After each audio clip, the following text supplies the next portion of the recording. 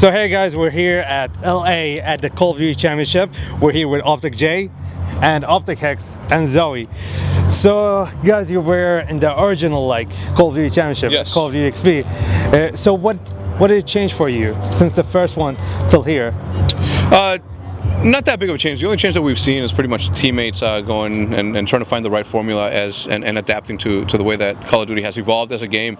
Every single time there's a new installment, there's different things to learn. Obviously, certain players are going to continue to be as good. Others are going to have to be replaced, and things have to work out because chemistry within a team is the most important thing. So if two players aren't matching with another one, then some change needs to be done. The few for the greater good, right? So.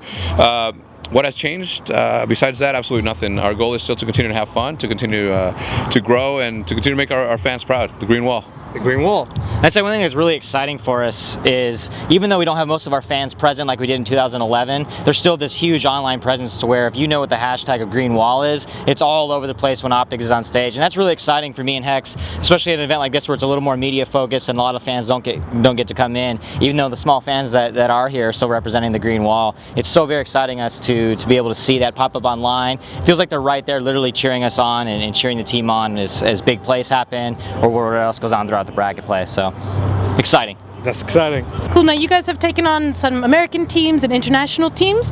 Do you see a difference in the gameplay in terms of American teams versus European or other international teams? I think that the only difference there is the fact that we don't get to practice against them and vice versa. They don't get to practice against us. So I think you're always going to be as good as your competition. So I think that here in the United States we have the highest quality caliber players. Therefore, we have a higher tiered structure of teams. But you saw Australia show up with Trident, showed up big. Epsilon from the UK showed up big. So it's all a matter of them being able to practice every single day with top caliber teams before they're on the same level. I mean, if they aren't already. Yeah, I think Hex makes a great point. You know, when it comes to Call of Duty, adaptability is just so huge, and you see like the T1 Daughters, who are really, really good at search and destroy. They kind of came in and did some damage to various teams throughout the entire tournament. But when you watch players like Nadeshot, Scumpy, Clayster, anyone from Optic or anyone from Complexity, you'll see how quickly they're able to adapt in this competitive Call of Duty environment. So. Man, may the best team win, I guess, you know?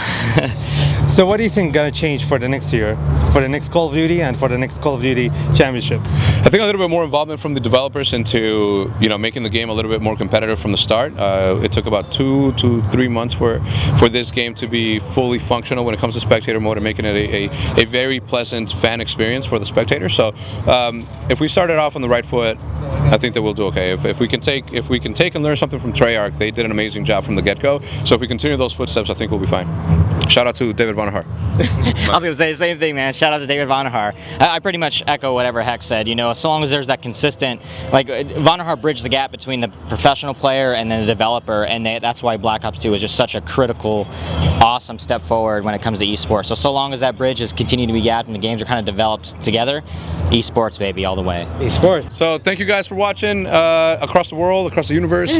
All the aliens are already green, so they're already part of the green family. So we'll see you later.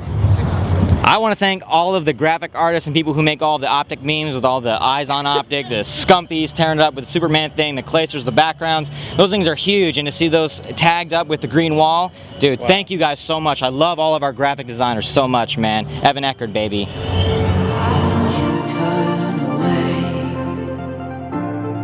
We chased after the sun and the fading light. الشنب